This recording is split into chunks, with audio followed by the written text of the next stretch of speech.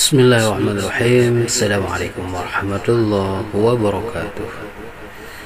Alhamdulillah wassalatu wassalamu ala Rasulillah wa ala alihi wa sahbihi wa mawalah. Allahumma barik lana fi Rajab wa Sha'ban wa balighna Ramadan. Hadirin kaum muslimin rahimakumullah, keluarga Umas Aktiviti dimanapun saat ini sedang berbahagia, semoga kita semua dalam lindungan Allah Subhanahu wa Ta'ala.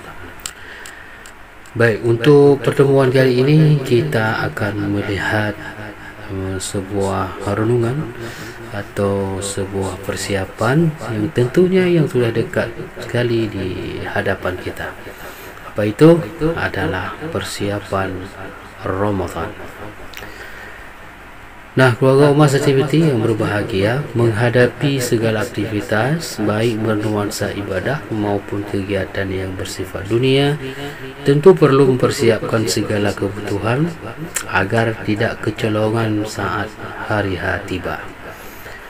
Hal yang sama juga penting diperhatikan oleh setiap orang mengaku dirinya muslim, yaitu ketika menghadapi bulan suci Ramadan. Memperlakukan Ramadan secara istimewa tentu punya cara tersendiri. Ada hal-hal yang penting dipersiapkan umat Islam demi menghadapi bulan penuh berkah tersebut. Setiap persiapan yang baik sangat potensial berbuah baik pula. Rahimakumullah, keluarga Umas Aktiviti yang berbahagia, persiapan dimaksud di sini bukan niat memborong berbagai macam makanan yang makanan dan minuman lezat di pasar, sebagaimana persiapan makan sahur atau momen balas dendam ketika berbuka puasa. Nah, juga bukan dengan mengikuti berbagai program acara televisi yang lebih banyak merusak dan melalaikan manusia dari mengingat Allah Subhanahu wa Ta'ala daripada manfaat yang diharapkan. Bukan pula pergi ke pantai menjelang Ramadan untuk berkreasi, makan-makan dan bermain, tapi persiapan yang dapat mengantarkan muslim menuju gerbang ketakwaan sebagaimana tujuan puasa, yaitu menjadi pribadi muslim yang bergelar dan takwa. Nah, apa saja yang perlu dipersiapkan untuk menghadapi Ramadan? Ya, yang pertama, yang penting dipersiapkan menghadapi Ramadan adalah ilmu. Nah, agar aktivitas selama Ramadan bisa optimal, Muslim harus memiliki wawasan dan pemahaman yang benar secara cukup tentang Ramadan, termasuk hal-hal yang terkait dengannya. Caranya, ya, dengan membaca berbagai bahan rujukan dan menghadiri majelis-majelis ilmu yang mengupas isu seputar Ramadan.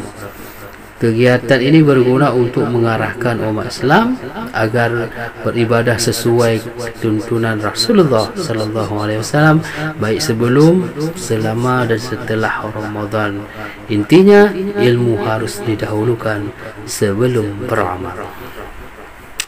Nah, keluarga Umas Aktiviti dimanapun anda berada, karenanya mulai detik ini harus diprogramkan untuk membaca literatur keislaman dan menghadiri majelis ilmu. Jangan sampai pemahaman hal-hal yang berhubungan dengan Ramadan justru baru didapatkan menjelang akhir Ramadan. Walaupun tidak sia-sia, namun hal itu dapat mengurangi keuntungan pada bulan penuh berkah ini. Sadisnya, terkadang hingga pesawat Ramadan berlalu, belum ada pemahaman yang utuh terhadap amalan Ramadan. Nah, hadirin rahimakumullah, terkait pentingnya ilmu dalam beribadah, Mu'ad bin Jabal radhiyallahu anha berkata, hendaklah kalian memperhatikan ilmu, mencari ilmu karena Allah adalah ibadah. Kemudian Imam Ibnu Qayyim Al-Jauziyah mengomentari orang yang berilmu mengetahui tingkatan ibadah. perusak amal dan hal-hal yang menyempurnakan. Ada apa-apa yang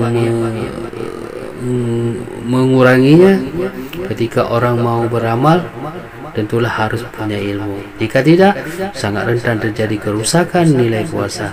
Bahkan ada catatan ibadah tanpa ilmu tertolak. Nah, yang kedua adalah persiapan fisik. Ya, tentunya fisik sangat dibutuhkan. Aktivitas pada bulan Ramadan memerlukan fisik yang lebih prima dibandingkan bulan lainnya. Sebab jika fisik lemah, kemuliaan yang dilimpahkan Allah pada bulan agung ini tidak dapat diraih secara maksimal. Mesti membiasakan hidup sehat dan mengatur pola makan, istirahat serta beraktivitas secara seimbang. Juga tidak mengabaikan pentingnya olahraga agar tubuh tidak mengabaikan pentingnya olahraga agar tubuh fit saat rita-rita Ramadan. Nah, fisik orang muslim harus dilatih untuk melakukan puasa sunnah tentunya. Banyak berinteraksi dengan Al-Quran, membiasakan bangun demi salat malam dan aktivitas ibadah lainnya, agar si muslim memiliki ketahanan yang baik saat secara maksimal beribadah pada bulan Ramadan. Nah, yang ketiga adalah persiapan harta. Sebaiknya sebelum Ramadan tiba sudah memiliki perbekalan harta yang cukup, sehingga saat berlangsung Ramadan bisa lebih fokus beribadah. Lebih dari itu, persiapan harta adalah untuk melipat gandakan sedekah atau infak. Apalagi pahalanya membantu sesama selangit. Rasulullah telah mencontohkan kedermawaan yang sangat tinggi saat Ramadan. Harus diingat pula, persiapan harta bukan untuk membeli keperluan buka puasa atau hidangan lebaran secara berlebihan, sebagaimana tradisi masyarakat Indonesia, khususnya Aceh, bahkan cenderung ke arah israf, ya, berlebihan, dan tabzir, ya, membazir atau boros. Yang keempat, rahimahullah, persiapan semangat. Nah, semangat Ramadan harus dimiliki jauh-jauh hari sebelum ia tiba. Para ulama salafus salih telah memberikan contoh dalam masalah ini. Mereka berdoa sungguh-sungguh kepada Allah agar dipertemukan dengan Ramadan sejak 6 bulan sebelum dan selama 6 bulan berikutnya. Mereka berdoa agar puasa diterima Allah Subhanahu wa taala. Ya Allahumma barik lana fi Rajab wa Sha'ban wa balighna Ramadan. Ya Allah, berkahilah kami di bulan Rajab dan Sha'ban dan pertemukan kami di bulan Ramadan. Selain doa, semangat dapat ditingkatkan dengan perbanyak ibadah sunnah. Sepatutnya menjelang Ramadan jangan melumuri diri dengan maksiat dalam bentuk apapun. Tapi bukan berarti pada bulan lainnya diperbolehkan. Hal ini dimaksud agar jauh-jauh hari sebelum Ramadan tiba, kadar keimanan muslim sudah meningkat.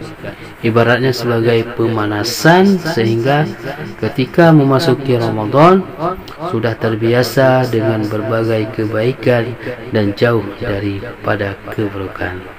Sejogja umat Islam tidak kecolongan lagi pada Ramadan tahun ini, yakni kenikmatan Ramadan baru dirasakan justru pada akhir-akhir bulan suci, atau bahkan tak merasa sama sekali. Nah, yang selanjutnya adalah persiapan target peningkatan kapasitas. Juga penting untuk persiapkan adalah target yang ingin dicapai pada Ramadan demi mewujudkan optimalisasi pengabdian pada pencipta. Misalnya target mengkhatam Al-Quran atau menghafalnya, target penguasaan bahasa Arab atau memperlancar tutur kata Arab, target menamatkan kitab-kitab tafsir, hadis dan lainnya, target jumlah infak, ya, membantu orang yang kesusahan, atau target ingin melakukan ibadah suluk, ya, sebulan penuh dan semisalnya. baik dari sisi kualitas maupun kuantitas. Pembuatan target Ramadan akan memacu Muslim untuk beramal lebih giat lagi dibandingkan sebelumnya.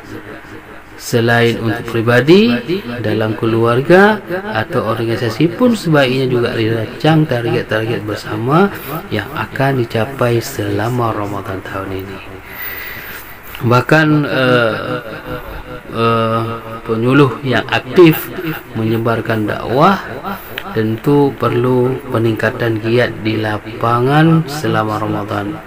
Sebaliknya, penyuluh juga malah mundur atau redup kegiatan pembinaan pada Ramadan, sebab berbicara penyuluh bukan semata ada ujrah atau gaji, namun pengamalan dan ibadah. Yang terakhir adalah menggantikan puasa.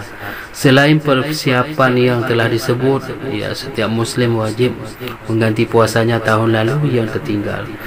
Sudah sewajibnya mengqadha puasa segera mungkin sebelum datang Ramadan berikutnya. Namun kalau seorang mempunyai kesibukan atau halangan tertentu untuk mengqadha, seperti seorang ibu yang sibuk menyusui anaknya, maka hendaklah ia menuntaskan utang puasa tahun lalu pada bulan Sya'ban. Sebagaimana Aisyah radhiyallahu anha tidak bisa mengqadha puasanya kecuali pada bulan Sya'ban. Menunda qadha puasa dengan sengaja tanpa ada uzur yang syar'i hingga masuk Ramadan berikutnya adalah dosa. Maka kewajibannya adalah tetap mengqadha, ditambahkan kewajiban membayar fidyah menurut Imam Asy-Syafi'i, Imam Malik dan At-Tawri. Dengan adanya persiapan, minimal menjadi bukti pada diri sendiri bahawa jiwa dan raga memang benar-benar merindukan Ramadan. Hati ini jujur sangat senang.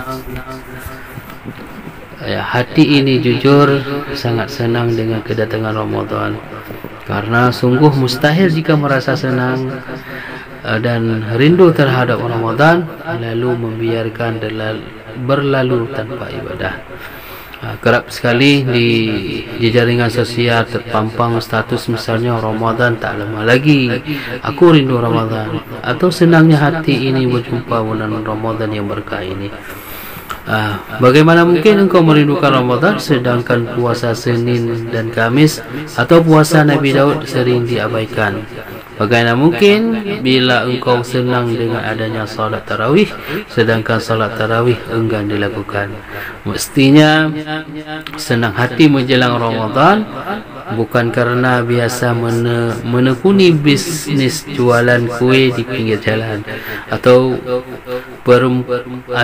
perempuan beli mukena baru dan laki-laki beli kuku serta peci baru. Tetapi pahamilah kesenangan adanya Ramadan, sebab pada bulan ini umat Islam bisa beribadah dengan balasan pahala berlipat ganda dan sejuta keistimewaan.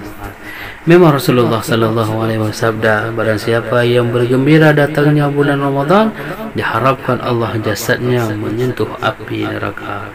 Hadis riwayat An-Nasa'i. Meski demikian, memahami hadis di atas tidak cukup dengan teks semata, melainkan ada pembuktian yang dilakukannya di luar Ramadan. Dengan persiapan ini, semoga karunia terbesar bulan Ramadan dapat kita raih maksimal. Mari jadikan Ramadan tahun ini lebih baik dan bermakna dari yang telah dilalui sebelumnya. Marhaban ya Ramadan. Demikian pertemuan kita kali ini. Mudah-mudahan ada manfaatnya dan bisa kita aplikasikan dalam kehidupan kita sehari-hari. Usikum bi nafsi bi taqwallah, lebih dan kurang mohon diperbanyakkan maaf. Hadanallahu wa iyyakum ajma'in. Wassalamualaikum warahmatullahi wabarakatuh.